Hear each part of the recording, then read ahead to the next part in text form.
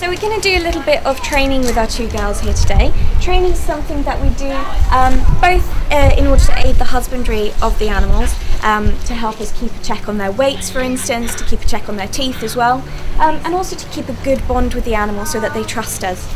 It makes anything to do with medical attention much easier.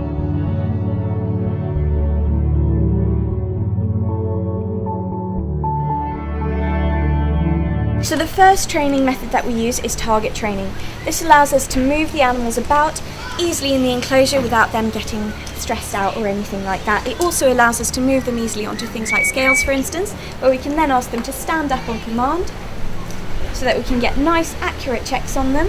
We can also then feel down their bellies, make sure they're feeling nice and healthy, and also to build that trust. If they are poorly, sending them into a box is a very easy way of getting the vet to see them. We make it a nice safe place for them, so it's somewhere that we reward them for going into, so that they always feel comfortable moving in and out of the box.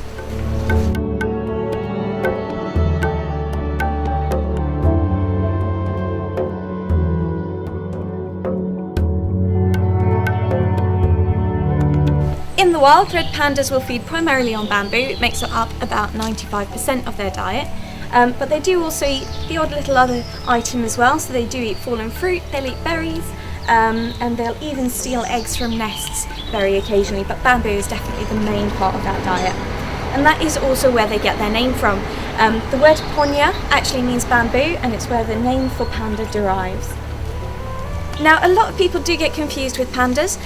Usually when you hear the word panda, what immediately springs to mind is the giant black and white variety. But actually red pandas are the originals. They were discovered around about 50 years before the giant pandas, so back in the 1820s. So they are very much the originals, and personally I think the best as well.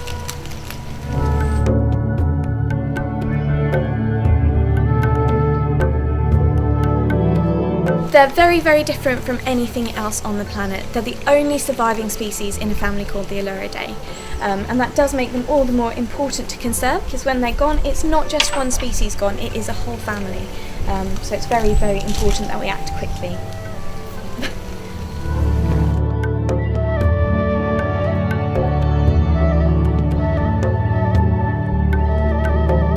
So the sorts of problems that red pandas are facing in the wild are usually things like habitat destruction.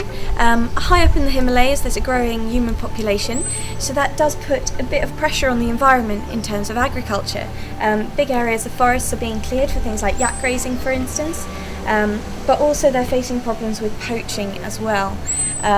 Traditionally they weren't really hunted, but now they're being actively hunted both for their fur coats and for their meat. There's a few restaurants sadly have opened up selling red panda meat on the menu, so they're struggling out in the wild at the minute.